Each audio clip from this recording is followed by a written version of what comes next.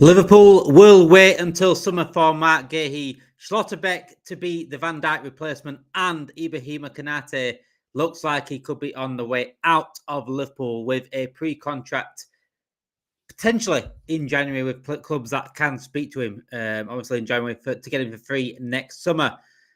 Welcome into Talking Reds, where we bring the latest Liverpool news, transfer news, and much more. And finally, the international break is over. We're back to club football coming this weekend with Liverpool against Manchester United on Sunday. What a game to return to club football. But first and foremost, let's go over today's news. And there has been a few, again, quite big news stories coming out today. It's all about defenders, or all about centre-backs currently.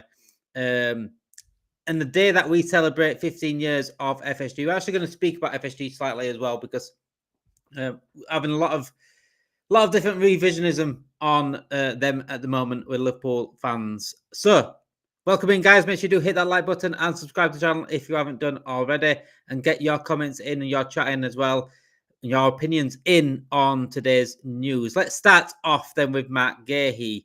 So, according to James Pearce, he's the one that spoke a couple of things today, actually. So James Pearce says it's difficult to imagine Liverpool offering to pay the kind of fee Palace would want in January for a player who would be available for nothing 6 months later. And if you're Guhei, moving next summer as a free agent is bound to be a more lucrative gift given the kind of sign-on fee he could command. So basically, for Liverpool's saviour of the money in January, it makes sense for them to do that, to get him for free in summer when there's no point in paying out the money, especially how much Palace might want in January. And at the same time, Guehi himself, why would he leave Palace in January if he's to get a probably better deal in the summer in terms of a signing-on fee to replace that of a signing-on fee, that of a transfer fee. So it makes sense for Liverpool to get that deal done in January for both Guehi and Liverpool. Maybe Palace, I don't know. With Palace, they would probably want to keep him for the rest of the season, clearly, and it makes absolute sense for them to do that. But again, the fee that they'd probably ask for, I'd say it's about 25, 30 million pounds, and I don't think Liverpool will play that with regarding him being free 6 months later. It makes zero sense for Liverpool to do that. But however, for me, I say it makes zero sense. For me, it makes a bit of sense. It depends how badly we need a defender. For me, right now, we need a defender in January.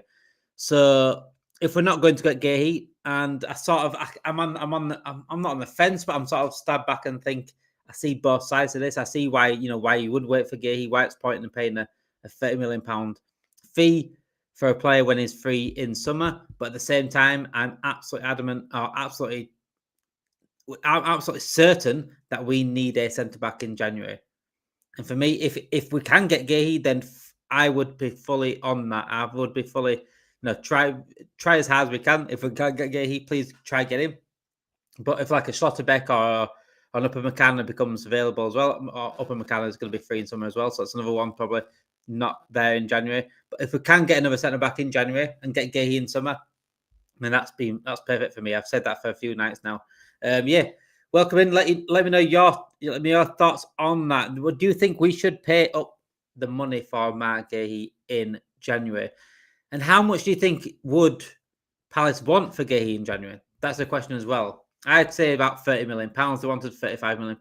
They wanted £45 million, £40 million in summer.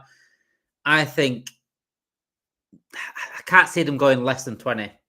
I think that's as low as they go, because at the end of the day, he's still absolutely vital from the season. He's their captain, he's a leader, and he's one of the main reasons why they are defensively sound this season and have been defensively sound since Glasnow's gone in. So it's too much of a key player for Palace, I think, to let out even for cheap in January and get some money back for him.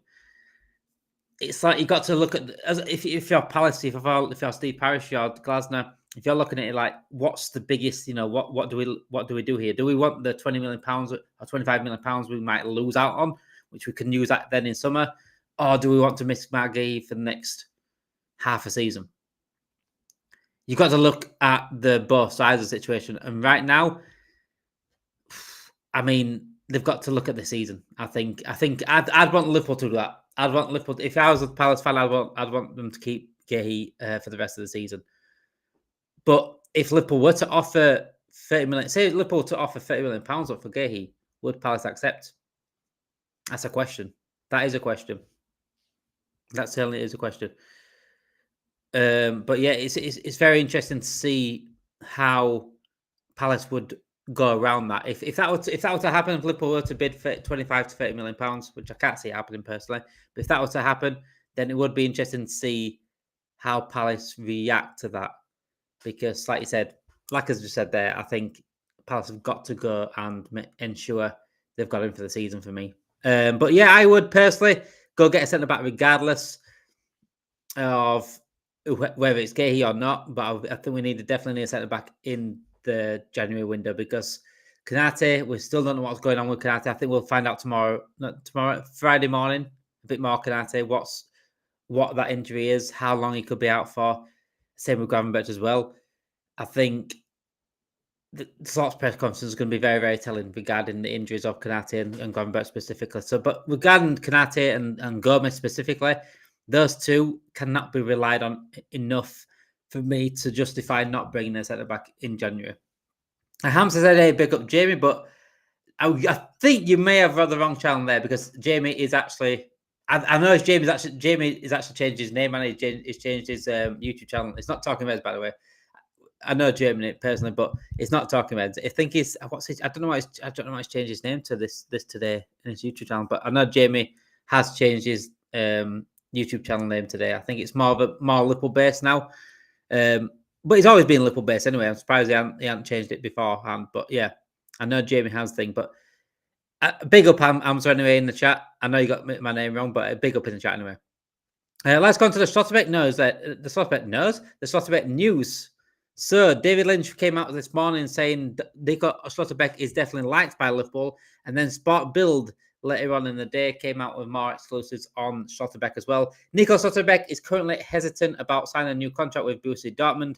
Liverpool are looking at the German as a long-term successor for Virgil van Dijk. Liverpool are said to be planning a transfer attack on Nico Schlotterbeck and they have an acute need in the centre-back position. So, Nico Schlotterbeck, I think we spoke about Schlotterbeck the other day, actually, regarding a move to Liverpool as well. We've spoken about him a couple of times this week already. He's certainly on a list. And I said this yesterday. There was a list that came out yesterday. And I said, I don't know if I believe that list fully because Schlotterbeck's not on the list. And I said there's more credible sources regarding Nico Schlotterbeck and links to Liverpool. There's been more credible. I think David Kopka said it the other day, and now Sport Bill's coming out and say it. David Lynch is coming out and say it. So credible sources around Nico Schlotterbeck and potential move to Liverpool this next summer is sort of it's heating up a little bit. It's going around. Is that report? Is that rumor of Schlotterbeck? So I think Schlotterbeck and Guehi, I said it the other day, I think these two are the probably top two right now for Liverpool in terms of targets for centre-backs. Schlotterbeck, though, now is seen as the Virgil van Dijk's successor, which sort of makes sense because Virgil van Dijk, we don't know how long Virgil van Dijk's going to be staying here now. Does he stay here beyond this 2 years extension or does he leave at then 2 years extension? At some point, we do have to look for his replacement, whether we like it or not. Same with Mohamed Salah. I don't want to ever imagine Mohamed Salah or Virgil van Dijk leaving Liverpool, but that's reality. That's what's going to happen at some point. So at some point, we do have to look for their successors. So, when you like Michael Olise for potentially Salah, Schlotterbeck is now seen as a Virgil van Dijk long-term successor, according to Sport Build. But again, then I don't know where we see Leone in that because I'm sure Leone was supposed to be that Virgil van Dijk backup.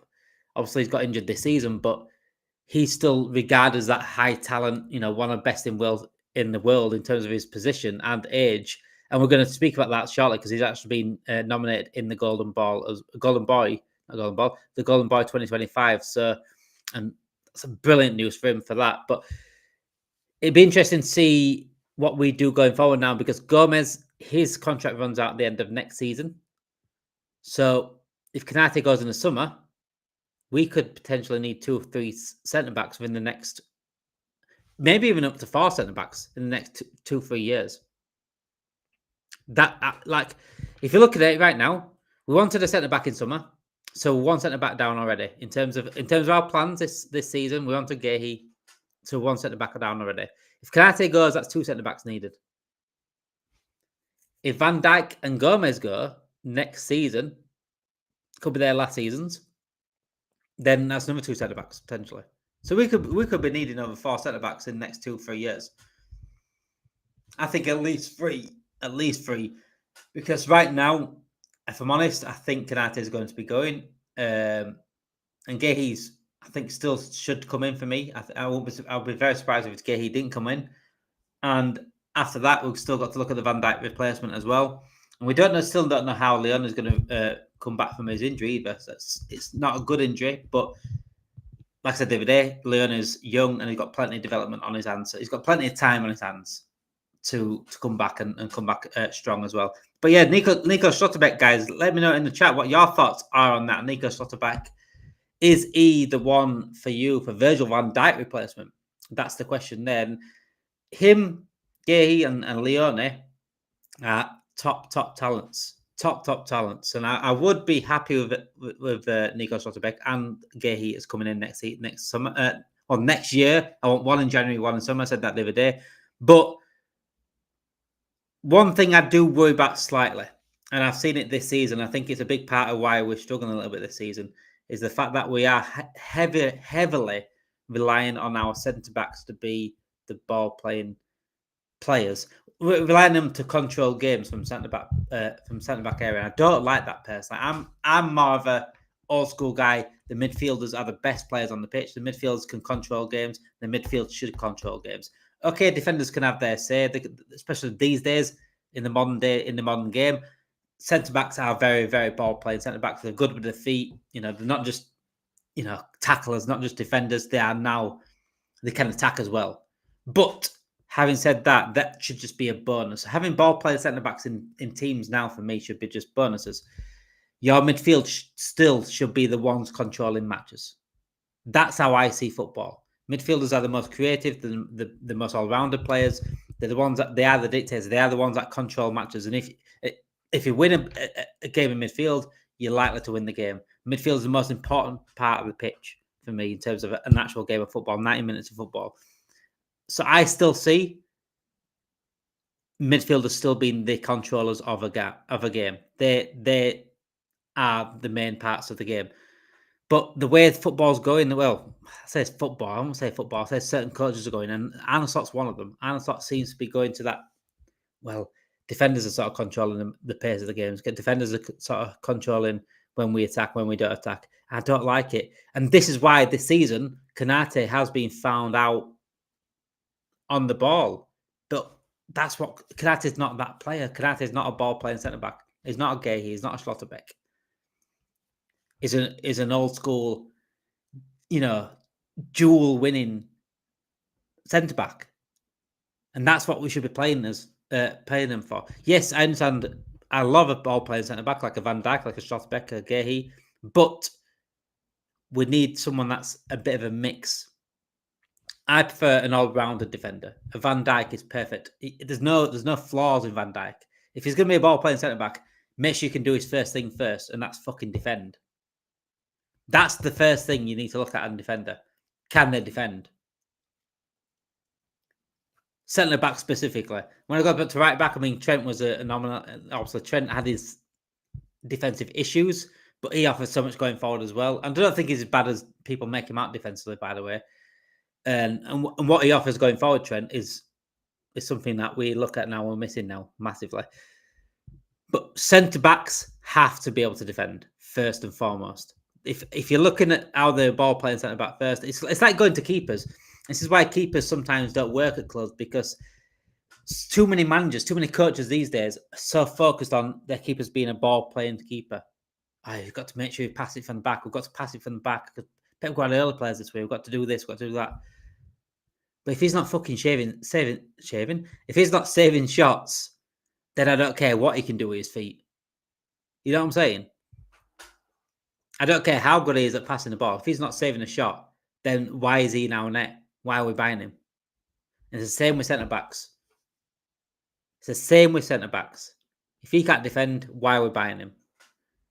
And I think with Schlotterbeck and Guehi specifically, these are two good signings for me. Very good signings. I think specifically Marc Guehi. I think Marc Guehi is much more an all-rounded centre back. He can defend. He's a dual winner. He can go in the air, but on the ball as well, he can offer something that not many centre backs do. Schlotterbeck, I think, is much more.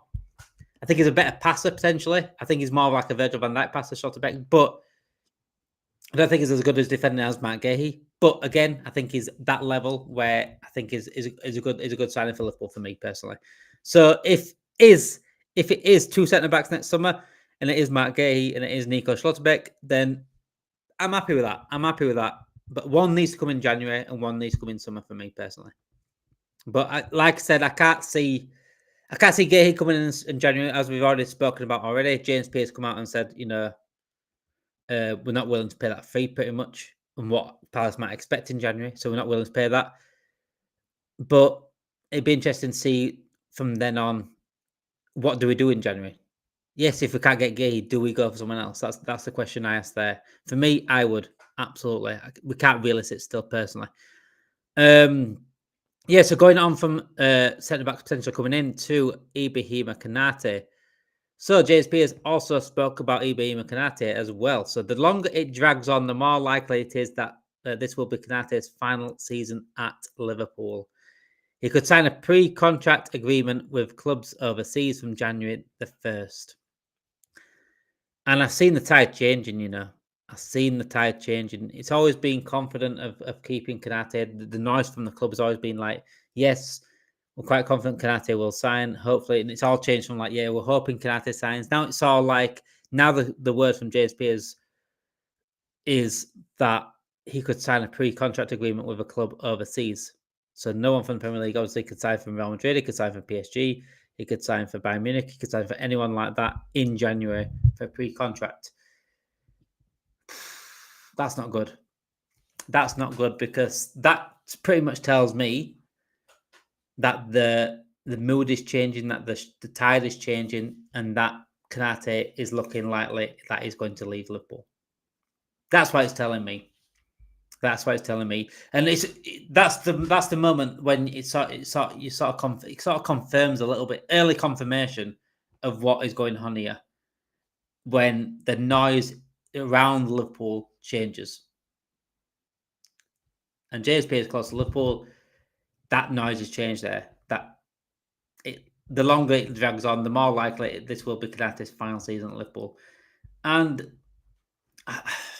it's been coming, hasn't it? It has been coming. We've been saying, look, it wouldn't surprise me if Konate does leave in the end, because at the end of the day, we're not being told out. There's to be no transparency.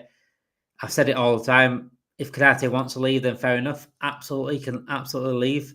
But we want to know. We need to know. We can't do this nonsense about not being told until April, not being told until May. Liverpool fans deserve to know the truth. If Konate's going, I'd rather him go out and say, look, it's my final season for Liverpool, but this season I'm going to give my all. Because what doesn't help, I said it the week actually, what doesn't help either is when he's performing poorly on the pitch, this no transparency about what his contract's happening, it just worsens things. And it worsens the criticism towards him. I wonder if it's more of a timing thing. I wonder if he improves his performances, then he might come out and tell us, well, it's coming my last season. Because then again, thinking about it as a player, if you're playing poor, the last thing you want to do is tell the fans that you're off at the end of the season. So I wonder if it is a timing thing with this. I wonder if it's already been decided that Konate is going, we can't sign a contract with him. He's decided that he wants to go. But he's waiting until he maybe starts playing a bit better. And it's a little bit easier on the fans to say, look, I'm off at the end of the season. Because, like I said, if he says that now, that I'm off at the end of the season, then he's going to get a lot of comeback. He is. By fans' ears. I mean, look, he's already replying to fans online about the stick that he's had. So you know what? If he said he's off now, then as much as I don't agree with things that people do online and things like that. I don't agree with certain people that go abusive online, anything like that at all. I really don't. but the criticism will be there. So maybe it is time with Konate. Maybe he does want to leave. Maybe he's going to tell us why he wants to leave. But it just right now is a bad time to tell us because he's not playing particularly well. I'm up. My hopes here is Konate stays. My hopes is Konate stays. Konate bounces back from not playing well, starts to play well again, and he stays at Liverpool Football Club. My expectations are that he probably leaves. And I can see him leaving. It's such a shame as well. It's such a shame because I think if Klopp was still here, I don't think we'd be looking at letting him go or trying harder to keep him. But because Slot's here, and I don't think he suits really Slot as much as what a Guehi would or a Schlotterbeck would, then I don't think we're going to be really pushing hard on that contract, if that makes sense. We're going to offer him a contract. If he rejects it, I don't think we're going to be like going all out to ensure he stays for me. Which is a shame, really, because I really do like Ibrahima Konate. I really do. But we do, as fans, like I said, I think we need to know the truth, basically. I do think we need to know what's going on. There was also a little bit of talk on McAllister, and obviously his fitness has not been up to scratch. So, and right now, James Pierce has finally come out and said, someone's finally come out and said, and what's going on with McAllister, and how they're viewing the situation at the club. So internally, McAllister's situation is viewed as similar to Isak's, a player who had heavily disrupted pre-season, which has then significant impact on match fitness and rhythm. There's a belief that both McAllister and Isak will kick on after this international break. Perfect. And we knew this. I'm saying perfect because I want them to kick on. I want Isak and McAllister to be back and fighting fit. This is what we need. McAllister not being fully fit is not helping Liverpool. Isak not being fully fit is not helping Liverpool. These two are absolutely key to us. Two of our best players, if we're honest. I know Isak has not played long enough for me to say he's one of our best players, but he is. He was the best striker in the league last season. He's one of the best strikers in world football. We can't forget this. So him is fully fit, fully fitness, and McAllister fully fit, I think are absolutely vital for Liverpool's going forward. So for me, the quicker we get back to full fitness, for me, the better. But we knew McAllister wasn't fully fit. We've been saying that, and this is why I don't understand why he's been playing so much. When he played for like 90 minutes for the Argentinian game in the World Cup qualifier, when the Dolly qualified, he played 90 minutes. It made no sense to us. We just got to be very careful with McAllister and Isak, and hopefully they get back to full fitness soon, and we get to see the best of them again. Giovanni Leone. So Giovanni Leone has been nominated. Well, he's on the 25-man shortlist of the Golden Boy 2025. And this is the 25 players. So Desiree, Yoro, Miulo, Zai Emery, obviously, of Spurs, Benseguir, Sarr, Wanyeri, O'Reilly, Gray, Bellingham, Kubase, Hoyson, Yildiz, Gula, Quenda, Mora, Esposito, Leone, Mastoan. I'm going to ruin this name. Mastanduanio, Joel Hatter, Esteval, Froholt, Stankovic, and Lucas Bergval. So that's brilliant news for Giovanni Leone being that 25-man shortlist. He absolutely deserves it. He was fantastic last season. And that's the reason why Liverpool signed him. You know, when we did sign him, the reports of that, we see him as the best centre-back at his age in the world. And it makes no shock. It's no shock to me that he's in this 25-man shortlist for the Golden Boy 2025. And I'm excited that we've got a player like that. But like I said, his injury, I won't say I don't think it's not anything bad because he's still young. He's still got plenty of time to develop. But it's just a shame. It's a massive shame for him. It's a massive shame for us that he did get injured that night because he played fantastic. He was one of the best players on the pitch. But I'm absolutely hopeful that he does absolutely bounce back from the injury. Is it the right club? Is in the right hands of development. They won't rush him back. They know he's got time on his hands, and they know they don't want to, they've got an absolute star on their hands in Leone. So congratulations to Giovanni Leone for getting that Golden Boy 2025 finalist on 25-man shortlist. Who I think is going to win that? Who do I think is going to win that? So Jude Bellingham's in there actually as well. I think it's going to be Guhei, innit? I think it's going to be Guhei. I think Gula and Yildiz are very good. Very good. In fact, we were linked for Yildiz the other day. I think Wanyeri is fantastic last season. I think Lucas Bergwall was fantastic last season for Spurs. Houston had a good season, didn't he? Obviously. Archie Gray, I do like Archie Gray. No, I think Archie Gray gets overlooked. Archie Gray was fantastic for Spurs last season. Yes, they had the defensive problems, but he had to do a lot by himself. He went into the centre-back position and didn't look out of place for at times, but he's still a DM. I think in his own role, I think Archie Gray can be absolutely fantastic for someone. I really can. I think he could be key to Tottenham as well. So Tottenham having Bergvall and Archie Gray in there, I think it's fantastic for them. But I think Desiree is going to win that. I think it's quite obvious that Doué is going to win that. Esteval, obviously, we know how good Esteval is. Chelsea got a star in their hands there. But yeah, I do think Doué has pretty much won that. So there has been actually a couple of comments as well regarding Florian Wirtz. I'm just going to bring one up, actually.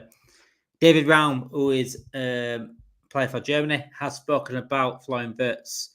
So he says, Florian has not had the best of starts at Liverpool, I know, but he's working hard. He's working in training. He stays long on the pitch, always. And yet, I'm sure he's going to make it his way. He's going to grow at Liverpool and going to be an important player this season also for them. And it's nice, Jurgen Klopp's come out and spoken about Florian Wirtz. Nagelsmann's spoken about Wirtz as well. Dave Raum coming out now and speaking about Wirtz. I think everyone's behind Florian Wirtz. And there's no worries from me, from Liverpool fans, from German fans about Florian Wirtz. He's too good of a player not to be playing well. And he hasn't played that badly. As much as rivals will want to throw a price tag at him, he's not played badly at all. But when he does start hitting form, I think the rest of the league is in trouble. There was a little bit of news on Jayden Danns as well. So Liverpool and 21's manager Rob Page has come out to confirm that Jayden Danns is set to be out for a couple of months with an hamstring tear. It's a shame that, Jayden Danns, I just feel like it's one of those players again where injuries are going to scupper his career. Last season when he was going to Sunderland, he went on loan to Sunderland. I thought, yes, that's a perfect move for him at Sunderland. Fighting for promotion with Sunderland, perfect. He could be the reason why they get promoted. Got his injury, didn't play for Sunderland, and I've always seen him as like that player that I won't mind having just in the background in case we do need a striker. I really like Jayden Danns. I think last season he should have been playing over Nunes at times. Just for sheer, I think he makes brilliant runs, and I think he's a much more clinical finisher. But it's a shame about Jayden Danns, and I hope he can get over this hamstring tear, and I hope this isn't like a recurring theme with him with injuries, because it's a shame. Like another young talent like that, I think he's got so much to offer going forward. So I'm just going to go on to the FSG thing. Also, it is 15 years of celebrating FSG at Liverpool. I just want to go over because I have been very, very critical of FSG at times. And at the time, the critics and the valid reasons for being criticism were absolutely valid. And people are forgetting this. John Henry, FSG, saved us. They saved us. Without them knowing, they saved us from Hicks and Gillette. And nowhere, they've never, ever been as bad as Hicks and Gillette. No one can be as worse as Hicks and Gillette. And I remember going back on my Facebook memories and seeing me saying, "Oh, thank you for FSG saving us." I think it was on day. I might be on, even if I look at my memories now today. Thank you for FSG saving us. You finally saved us from Tom Hicks and George Gillette. I was so grateful for someone that actually saved us that day. And it has been a very good tenure. As a whole tenure, it has been a very good tenure. They brought us success on the pitch and off the pitch as well. But there have been moments, very, very worrying moments, and they have had needed criticism. And the reason why people went FSG out is because they didn't look like they were going to change. And I've said it all the time on this channel. I always say it, no matter what channel I'm on, when I was on LC Transfer Room, when I'm here now, FSG outers, those that went really, really far, that were FSG out every day, hashtagging FSG out every day, this and that, that's pathetic. They went too far. But on this hand as well, there's reason why FSG out was a thing. Because at no point did they look like changing. It looked like they'd lost the love for Liverpool. That's what it looked like. It looked like we were comparing the what's the words? We're comparing the journey of Boston Red Sox and Liverpool. It was quite similar. They got the Boston Red Sox to the top, and then they couldn't be bothered with them. And this is what it felt like with Liverpool. I had many interviews. I interviewed someone from Boston. I interviewed someone, a Boston Red Sox journalist. Well, so I interviewed a proper journalist over there in Boston. Interviewed him about it. We sort of saw similar patterns. That's the word, patterns in journey. We saw similar patterns. I've interviewed fans across the board about FSG. Back in when we won the title, when we won the Champions League, John Henry was asked. He got caught in an interview with someone. I think it was. I don't know if he was walking somewhere or something like that. But he got in an interview. He said, "Oh, we want to go push on now and go further. Let's strengthen from here." That summer, we signed Van der Berg, we signed Harvey Elliott, and we signed Adrian. From winning Champions League up until, I'd say, this summer, we've had poor ambition. We've had brilliant signings in the time, but we've been left short many times. And within that space of time as well, we've also furloughed staff when we shouldn't be furloughing staff. We've also tried rebranding the name Liverpool. Well, trying to what's the word now? Trying to brand the name Liverpool so it becomes more money based. We've done many things that doesn't sit right with me, and I think FSG let Jurgen Klopp down. Yes, Jurgen Klopp probably maybe allowed it and sort of he wasn't a yes man, but I think he didn't mind it being underdog, so it wasn't fully pushing onto FSG for that. But I think they let him down massively. I'm not going to revisionize anything like that because at the time, those that were FSG out, those that were criticizing FSG were absolutely valid at the time. But the thing is, I was always open to change. We always wanted FSG to ensure the manager's got what he needs, ensure you care about the club, ensure that we're showing ambition off the pitch to ensure that we can do it on the pitch. And this summer, the Absolutes have done that. They didn't need to spend 500 million. But what was shown this summer is ensuring that Arne Slot has the tools to go win a Premier League title. Last summer was a mixture of Klopp and Slot, Arsenal and Man City dropping off, and we took advantage of that. We were fantastic for the first half of the season, and we won that league quite early on. Oh, fantastic. But I don't think that was because of off the pitch. What's the word? Off the pitch decisions. I think they've got an absolute golden egg in Jurgen Klopp. I think Jurgen Klopp saves them. I think without Jurgen Klopp, though, I don't think that model worked at the time. I don't think it would have worked. But having said that, you still got to praise them for getting Jurgen Klopp. What an appointment! And I think the whole structure they got in place is fantastic. Edwards, Hughes, and before that, Edwards and Ward. I think they've got the right ideas, but I just think they lacked ambition. I think at some point, and I bet John and FSG know this themselves, at some point they stopped caring a little bit about Liverpool. And I think winning that title last season was a game changer. I think winning that title last season was a game changer. Him coming on the parade, him spending time seeing how much it means to Liverpool, the city, seeing how much it means. Because when we won the title last time, we couldn't do that because of the lockdown. We couldn't do that. But I think that parade and seeing that celebration from Liverpool fans and seeing what it brought us to the city, what it brought to the fans worldwide, I think that clicked. I think that was a click at that. Hang on a second. This is there's a reason why we bought this club. I want to do more for this club. And I think this summer, I think there's been a change in John Henry's heart. I think there's been a change in FSG. They might not say that themselves, but I think they care a little bit more now. I think we've seen this summer that they have done. And like I said, I think there's fans out there that were like this when FSG were doing things that weren't good at all, and it seemed like they didn't care about Liverpool. They were doing that. They're doing that because they didn't want to look negative. It didn't want to ruin the reputation of being a Liverpool fan. It's not about being a better Liverpool fan for me. It's about being real. And I was always open to the conversation about being real about FSG. I opened the door many, many times. I said, anyone that disagrees with me about FSG, come debate me. I had nothing. No one dared debate me. In fact, no, actually, I had one debate, actually.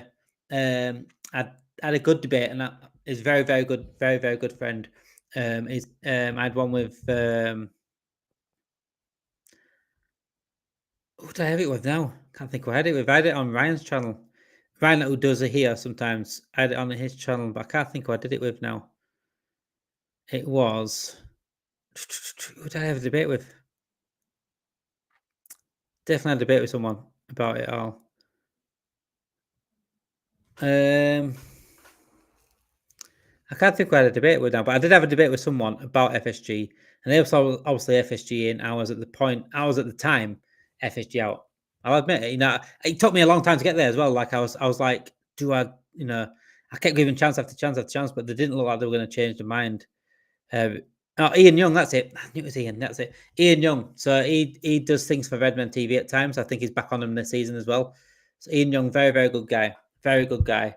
And me and him had a very good debate on Ryan's channel for the Reds.